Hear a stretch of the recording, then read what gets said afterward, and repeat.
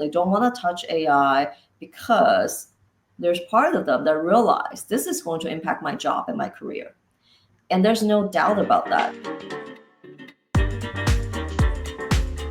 There's one thing I value, it's real talk. Hey, how you doing? Doing well. Thanks for having me. Oh yeah, are you ready to have some real talk with our fans? With you, always. I love it. I'm excited to have you on here for this season of Real Talk. We have some really amazing guests, you included, who will be on. And yeah, I'm just excited to dive right on in with you. But before we do that, I would love for you to tell everybody who you are and also throw a shout out about your new book. And what I really want to hear about is what you're excited about in the book. So yeah, tell everybody about you. All right. Hi, everyone. I am Dr. Serena Huang. I am the founder, CEO of Data with Serena. It's a consultancy focusing on AI transformation and getting the best out of any data analytics you have. Also, the author of this new book, The Inclusion Equation, published by Wiley.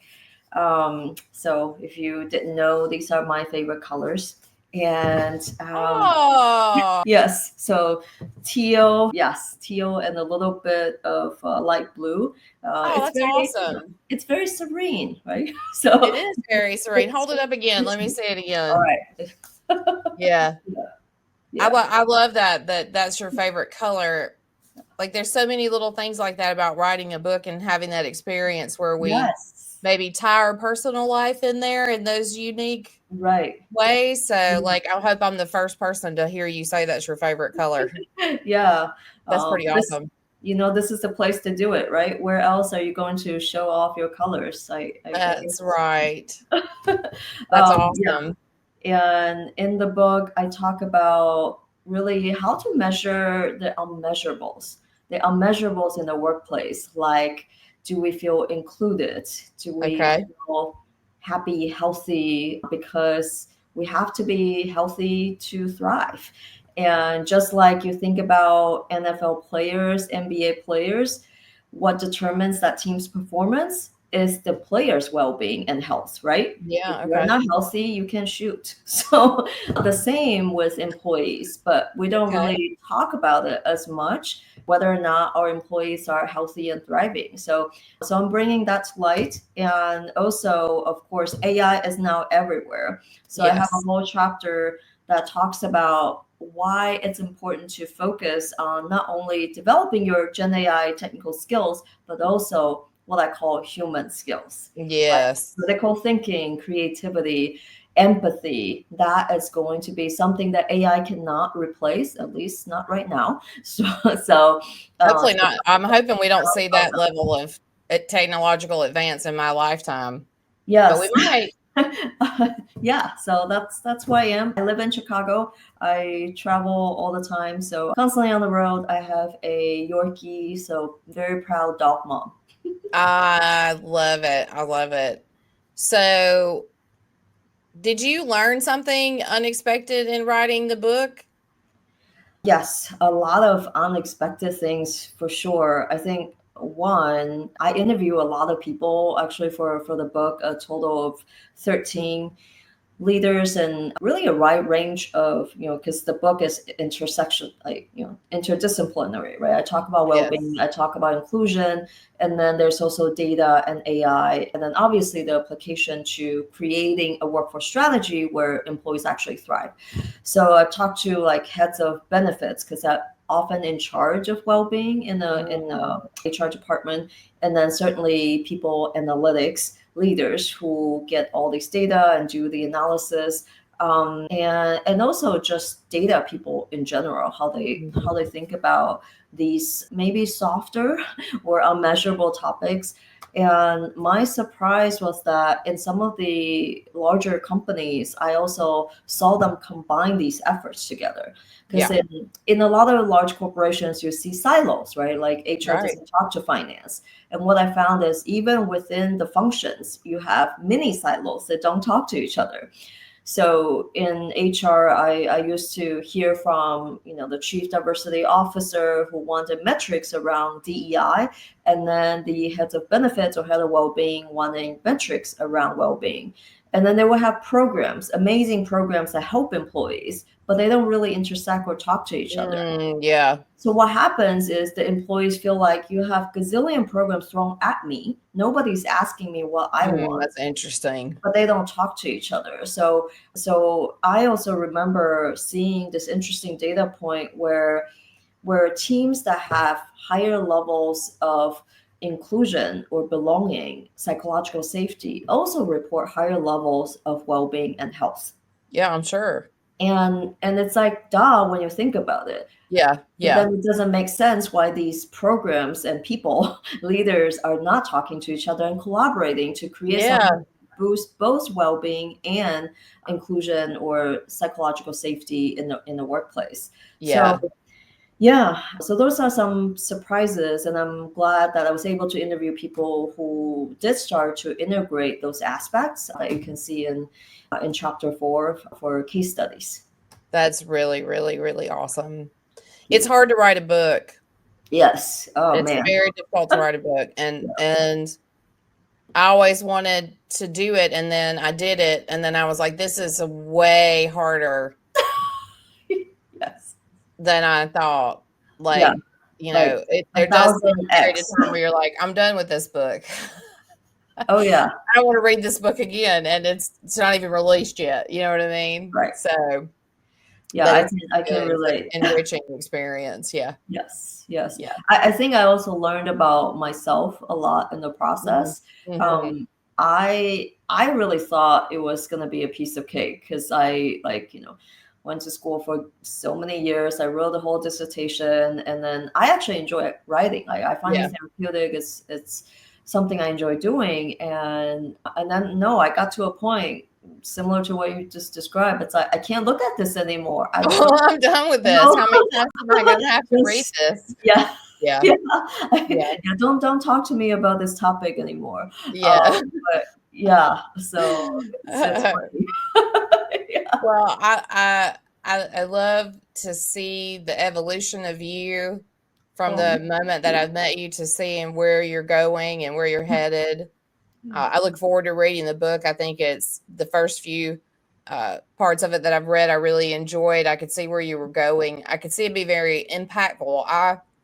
I love to care for my team, right? And I do care about their well-being. So to me, being a part of something does matter, and it's a driver for me. So naturally, because it's a driver for me, and I recognize that I do want to, love and care for my team. And sometimes it's easier for us to do that in a small organization versus, having 50,000 employees that you have to care for the well-being of. That's a different level and a different dynamic and a whole other set of rules on top of it. So that's I think it's probably a good timely topic. Well, most people get introduced to us and they see us at this point in our career, right? And I think it is a great honor to have people be interested in the things that you do and interested in your skill sets and want to engage and to learn from you. And I think it's really important that as leaders and people who love to share that we come together and we do that.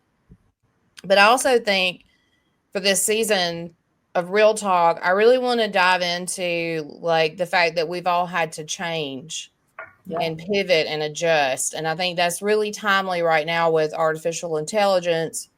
It's forcing everybody to kind of take a step back and figure out, all right, what do I need to do? So I thought we would dive right on into these questions. Everybody gets the same questions.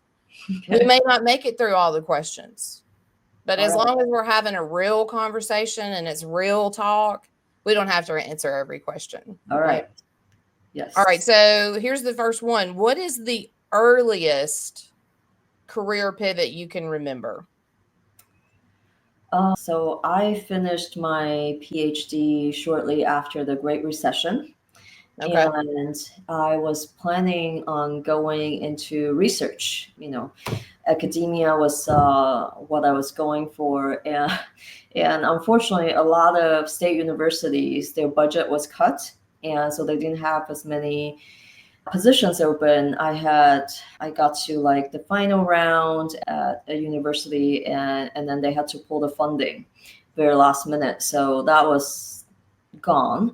And then I also applied for like postdocs. I thought, I'll continue to do research. Apparently, I like school, so if you can tell. And yeah, and it was, yeah, and unfortunately, that funding got pulled as well. And so suddenly, I was like, I need to get a real job because Okay. well, no, this is working out. So I had applied for, gosh, I think a total of like 300 something positions. And at the time, like for PhDs to apply, like you had to send, this is not sound crazy in the world of AI now, but like you had to send actual paper copies of your like writing sample, your teaching evaluation, your resume, and then like recommendations that are sealed and all, packets really to a real post office. And for that to it just like what was requested.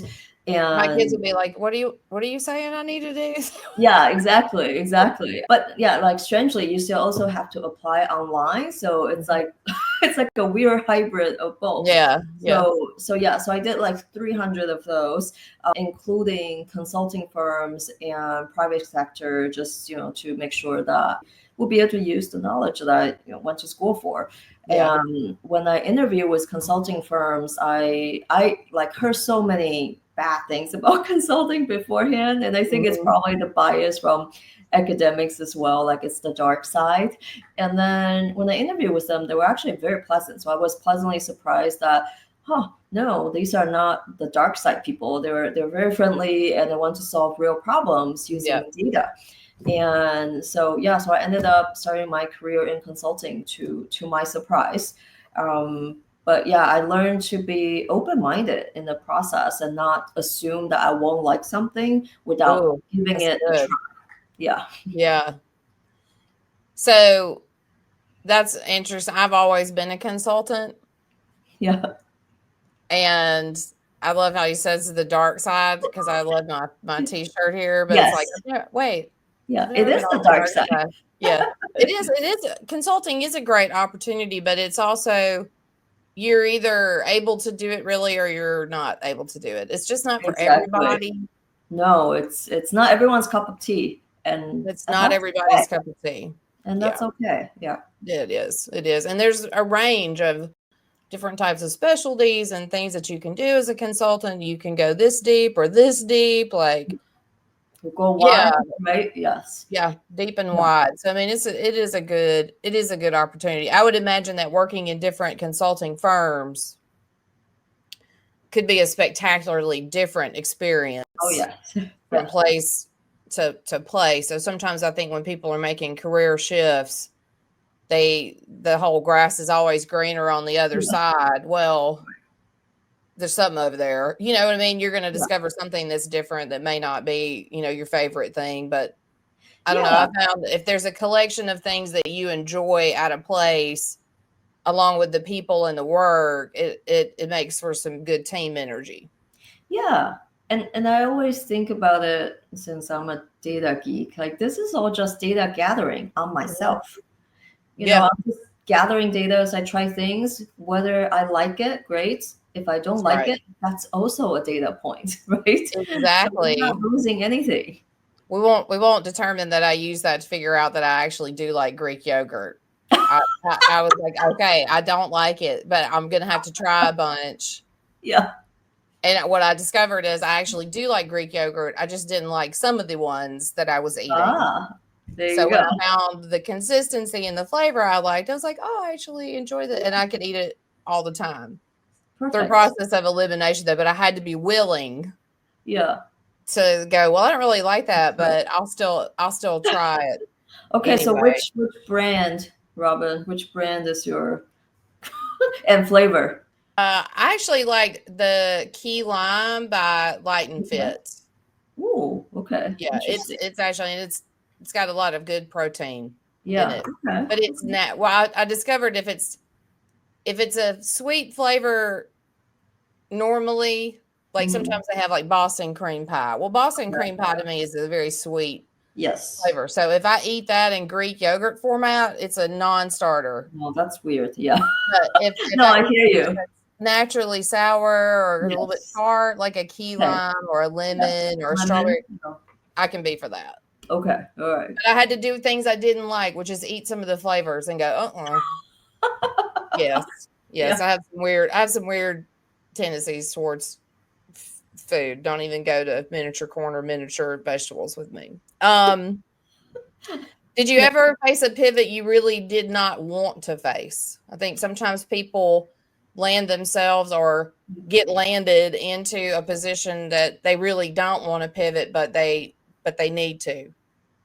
So did you ever really face a pivot that you really didn't want to face? I don't think with the jobs I've had, I did that because I was always very proactive in designing my career and networking to Okay. search for the next thing. But for me, in launching this baby of mine, I did encounter something unexpected. So, Okay. of course, the book talks about how to measure things like inclusion, Mhm. diversity. And my book went to the printer the same week the election results were coming out. Okay. And then 9 days before the book launch, the executive orders came out. Mm. So the pivot that I've had to do was really, I had planned on doing, how to measure DEI type of Mhm. work with different companies, and that like overnight became basically illegal for large Oh, wow. companies, Yeah. right? Because like you can't talk about it. It's no longer important. You can't, anyways. So like, you know how that went, Major, yeah, major, right? And major I think shift. I think for me at the time it was, everyone was shocked, but there's a level of shock of like, hey, my external environment is changing, and sure, political parties change all the time, and that impacts our lives in general. But for me, it was like, wow, I had planned on and signed work in this space that would no Mhm. longer be possible. Yeah. And so I had to quickly pivot to see what else from the book, from the research, that can still make an impact, but without, being illegal. Like Yeah. Yeah. measuring or improving or talking about DEI really was for especially large companies that are federal contractors. Right. And that was hard, like there's accepting it up here and then there's accepting it in your heart too. Yes. But I did what I do best, which is listen. So I listen to the market signals, what people are interested in talking about, and what people wanted to do. And it was around Gen AI and how to prepare for the future Mhm. workforce, right? Yeah. How do we Yeah. empower our employees to thrive in the age of AI? And I do have, like I said, a chapter on the book in the book about future, being future ready, Yeah. and the Yeah. skills around empathy, the skills around really listening with empathy and being creative, and still employ critical thinking and not trust AI to do everything for you. Right. So Right. I started pivoting towards, a different offering from my consulting services. And it ended up resonating a lot with data leaders, actually, like Yeah. chief data I'm sure. officers. And here's a surprise. I don't know if this surprises you or not, but actually, a lot of data analytics people don't use Gen AI very much. I mean, it's we're still so early. I mean, it seems really advanced and like it's really fast adoption is what people are thinking. And Yeah, yeah, it's like really the first time you found business end users who are interested in a software. They're like, yeah, I'll try this. yeah, Which is, when we roll out any other software, they're like, they're changing the software again. So we're yeah. having a different human response Yes. to this technological advance, right? And so Yeah. I think we're wise to be paying attention. But no, it doesn't shock me. And it's probably even more difficult in an enterprise environment because of like the way we access data and how we go about accessing data and Yeah. where would you even put it and wait, we don't have controls over this. So Yes. it's Yes. actually relieving to know that they're not diving all into it. Yeah. Yeah. And I think you touched on a really important point, control. And I think my surprise was like data analytics people are, we like to learn, we're proactive usually. And what I realized in talking to real humans is that there's a level of self-protection. Since this is a real talk podcast, I'm going to talk about this, right? Yeah. There's a lot of data analytics professionals, even senior people, they don't want to touch AI because there's part of them that realize this is going to impact my job and my career. And there's no doubt about that. It's not that you're going to be replaced tomorrow by AI. That's not what I'm saying. But it changes if you were to use AI and let's say it all becomes free for you. The way you do work is going to change. The way you lead a team and what they do will change. And not everyone likes change. Actually, we like change when we initiate it. We don't like change Yeah. it's imposed upon us, right? Sure, there's research So, on. Yeah. yeah. So Nobody so likes change. yeah, so that's happening in a lot of data analytics teams where they're saying, "Hey, I know how to analyze data. I've been doing this forever. I can tell stories with data just fine without AI's help." And I think that could potentially be dangerous for in this environment where the CEO and the CFO are saying, "Hey, everyone is cutting headcount because of AI. Where can we save money? Where can we, maybe not cut the workforce, but maybe we don't have to backfill anymore. Start Yeah. there." Yeah. And what does that mean when you don't backfill? Well, everyone will work more, right, on the same team when someone leaves. Is that Yeah, but true? if something that took you 4 days now takes you 4 minutes, Yeah, like, give me exactly. a break. I have such a conflicting feeling because I am a Yeah, data professional. right. I do lead a company. I've watched all the changes, right? Like, Yeah. the internet existed when I went into the workforce, but, like, it was just Yeah. existing, right? So, Mhm. to me, I look at if your response to this new thing is, oh my gosh, my job is going to be like, am I going to be obsolete? Is my job going to change? Like, you should be identifying like where it might change Yes. so Yes. that you might also go there too. Yeah. You know what I mean? Evolve. Like, Yes. I just never have understood why humans cancel themselves out Right. Yeah. because they get scared of a single word. It's like math, cancel, Yeah. code, cancel, data analytics, 2 words, double cancel. It's like, no, no, no, no, no, no, no. Like, there's such a spectrum of skill and requirement and need. Yeah. And yeah, but I don't believe that we're going to decimate our workforce with artificial intelligence tools. If we could have done that, we'd have done it already. Yeah. Okay. But we can enhance our workforce. I think our workforce needs to adjust. We showed that we're capable of doing it. We all pivoted in the pandemic, Yeah. which they came out and said like advanced skill sets 10 years and 2 years. Hmm. So as a people, we're capable of handling this Yeah. change. But we Yeah. have to be willing to move forward. Like, you got to be willing to eat some of the Greek yogurts to see Yeah. if Yes. you don't like one or not, right? Indeed. Yes. Yeah. Uh, so Yeah. yeah, I think the that's same. really Right. fascinating. So ultimately, you and I both are in a pivot Yes. because the Yeah. whole world's in a pivot, Yeah. Yeah. right? I'm excited though. I can't wait to see where it goes, and I do love leveraging it. Like, there is ways to leverage it, and I'm Yeah. encouraging my employees. Hmm. Like, I can't be the smartest person on artificial intelligence on the team. Yeah. So y'all go get it. Let's Yeah. figure it out. Like, and we're a billable company. People talk to me, they're like, but we're billable hours. What do we do? Okay, well, work it out. Like, what did we do before when something changed? We didn't just throw our hands up and say, that's it. We have to stop now. Right. Yeah. So I don't know. It's fascinating. Okay, so you kind of talked a little bit about one of these questions we already have here about moment that data or the data spectacularly broke your expectations. And I would say realizing that you had made a plan as a person who's a strategist, and then all of a sudden all your plans are turned on a dime by something you cannot control. Yeah. And I love that your response to that was you had to accept it here and accept it here. Yeah. I think that's important for people to understand, because It sometimes is. here and here don't sync.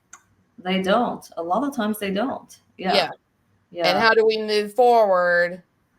I know for me, I would do just like you did. Once I get it here, I got to deal with it here, and then I'm able Right. to move forward. So you can even make it in a pivot. So, and it looks like it's done well for you. Yeah. And the heart and intent behind your book is still strong, regardless of all of that. Yes. Everybody wants to be picked to be on the team. No Yes. one wants to be the last one who's selected out of, That's like, I right. feel like I'm going back to school when, be like, Yes. nobody wanted me on the kickball team. I Yeah. didn't blame them. Yeah. Yeah, exactly. And I think the when I ask people, like my live audience, I ask them this question all the time. Um, have you ever felt excluded at work? Mm, And 100% of the hands will go up. 100%, wow. regardless of the skin of your color, the color of your hair, where you were born, everyone has felt excluded at some point. Yeah. And just think Yeah. about how you felt at that point. And then, turn it to the other side, right? 160. Now think about what it would be like if we all feel included instead.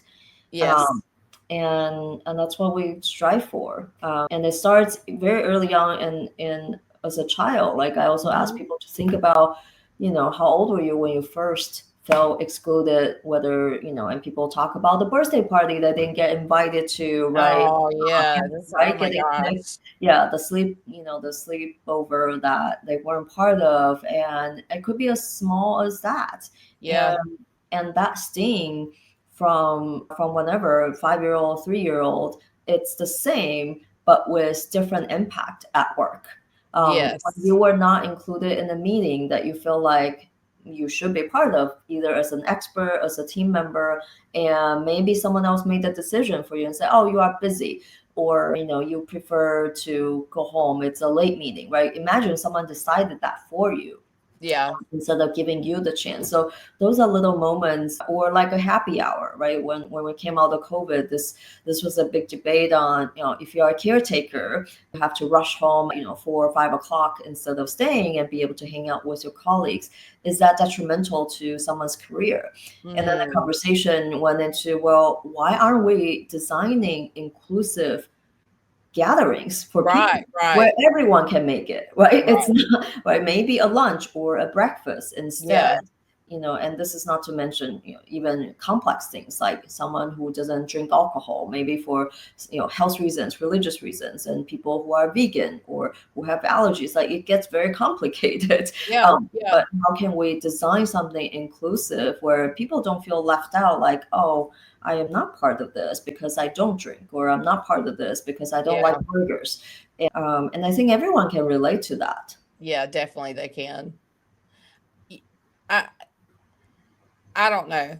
When I was little, I think because my mom is one of 14 children, and Wow. they grew up in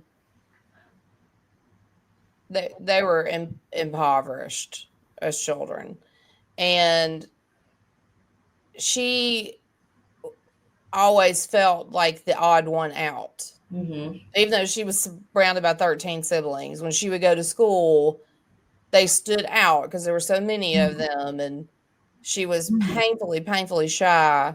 Hmm. And I am not a shy person. I don't love networking events. I get real nervous about that, but I'm not really a shy person. And so she, from the time I was very little, if I would go anywhere and there were other little children, she would point out the child who seemed to be needing someone, and she would Oh, send me. She wow. would send me. She'd be like, "You go talk to that person. You don't. You. Everybody needs to be taught to." So I mean, she's Yeah. probably very responsible for me being the I love person. She that. definitely is responsible for me being the person I Yeah. am. I just Oh, remember very early on, I was taught to spot and yeah. look and include. Yes. Yeah, so I had a very different childhood than most. Mm. So, and you're right, people do carry deep hurts, right? Like Yes. something that may not hurt my feelings may deeply hurt someone else. And Yeah. so I think, we say be inclusive. I would also say be intentional. Yes. It's not hard to be intentional. Just It's think not. about it. If you're trying to Yeah. serve people come in all different shapes, sizes, colors, thoughts. Yes. Yeah. But yeah, I think we share that common element of we Yeah. do want to be a part of something, and we Right. certainly, even if we don't want to be a part of it, we don't want to feel like we can't be a part of it. That's right. Yes. That's Yes. tough. Yeah, There's the that autonomy stuff part. actually makes me mad. So I'm glad as a professional that you're out there taking care of these things and having these conversations. It's Thank it's you. it's Yeah. Me great. too. Very good. Well, one of the questions is there a process that you fixed or redesigned and the fix was not technical? I feel like everything that you've been describing with your book is sort of it may be not a fix for everybody. Not everybody's going to be into it. Not everybody's going to care about it. Not everybody's going to be intentional, but it sounds like you've got some good suggestions for people about being intentional. Yeah. Like don't start the party at 7 p.m. Right. Exactly. Exactly. Yeah. Speaking of parties at 7 p.m., I've always been part of large global organizations, and that meant my team was all over the world. So when you're Yes, trying to have a team meeting, time zone becomes a huge challenge. And absolutely. when someone is 12 hours ahead, and then you have other parts that are 7 hours behind you, it's really impossible almost to get a time where everyone is fresh and awake and have the meeting, right? And of course, because the companies I've been part of were US based companies, like the headquarters in the US, oftentimes what happens, the default is we'll go with whoever is the most senior and where they are. And most of the senior leaders are going to be based in the US. So what that meant was if you Mm, are in Asia or Europe, then you are out of luck. Like you will yeah, be having 11 p.m. calls on Zoom and Teams all the time. yeah, And like I don't even need to be a health expert to tell you how that impacts your body long right. term. But also I sort of thought about, gosh, because I often will have a team in India, and it's like 10 and a half hours, right? Difference. And we kept having these staff meetings where it's 8 p.m. I hear cooking in the background, or 11 p.m. right in Singapore. I Yeah, hear baby crying, and at some point I'm like, why are we having meetings always at the same time? Like, yeah. especially when I'm often the one listening and they're the ones talking, presenting, and pitching something. Yes. It seems like it makes more sense for them to be awake and I could be sleepy. Right? Yeah, Like, so we think about this logically as well. So what I had proposed was like, look, guys, let's take turns. We'll just take turns as a team. We'll rotate. We'll do one early morning, one late evening, but we don't make our APAC team members stay up all the time. That should not be right, the right. default. And and then I would get messages from my team members in India saying that was the most impactful and thoughtful thing anyone has done That's for amazing. me. None of my leaders had considered staying up for us. And I thought, gosh, it cost me nothing. It took intention. And then, yes, I did have to convince my US team members Yes, and that, hey, it's our turn. Not everyone loved it, but it was the right thing to do. right. And again, it's so easy and it's free.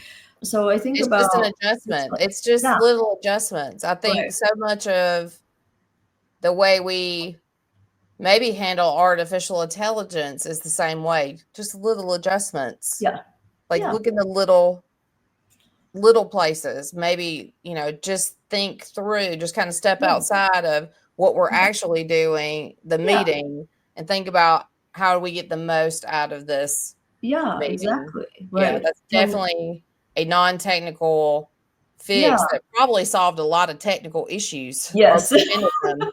Yeah, yeah. And if going back to your earlier point about being shy, right? If you are participating in a professional meeting in a foreign language to you, you're gonna be a little bit more nervous, right?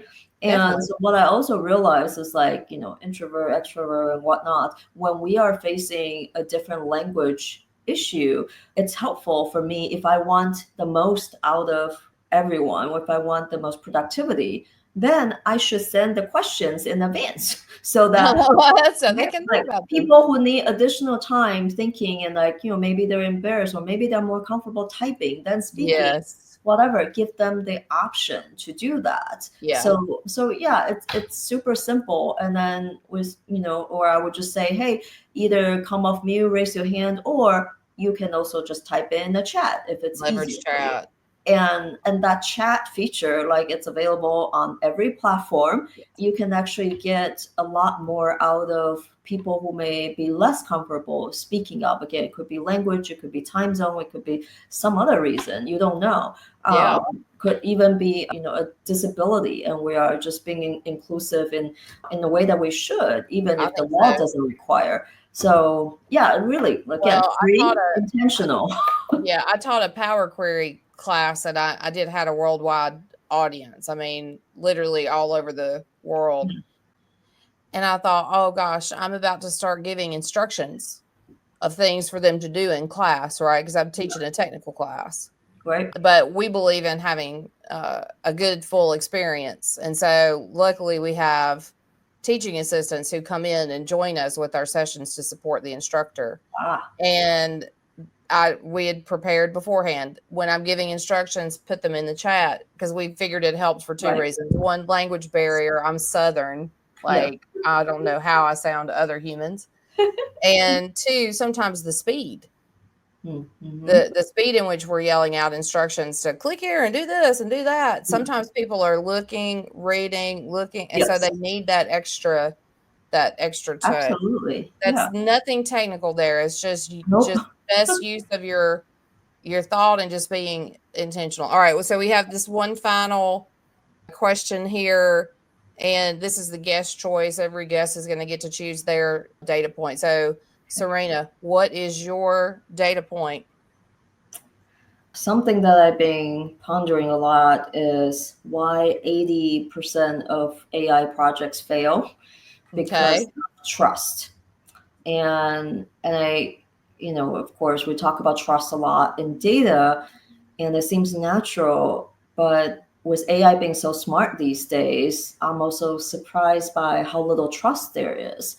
And the example I give is I had a client that hired me to help them with AI adoption because they had spent so much money creating their compliant ring-fence version of ChatGPT.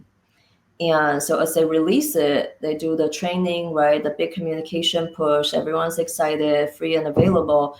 And they notice employees were not using it. And even worse, right? Because they have access, IT has access to employees' devices on what they download if it's a company device. They noticed that people were still using their downloaded version of ChatGPT. So their personal version. So they were very puzzled why the adoption had almost no impact after all the communication and training push. So I did the very AI thing called talk to humans. So I talked to humans to see, hey, so just wanted to understand what's going on. And what I heard was employees were very concerned about what data from their usage and conversation with the company approved version of ChatGPT goes back to their manager. So there was lack of trust at the end of the day that my data and my conversation is truly mine, and that you will not punish me because I asked, and I quote, some people said, stupid questions. So people were worried. I can see that being concerning. Right? Yeah. And with, layoffs being in the news, economic uncertainty, they thought, hey, I better not land myself on the list. So they would purposely try to have smart conversations and only, good and solid, deep questions with AI. And then they left what they consider dumber questions to their personal ChatGPT.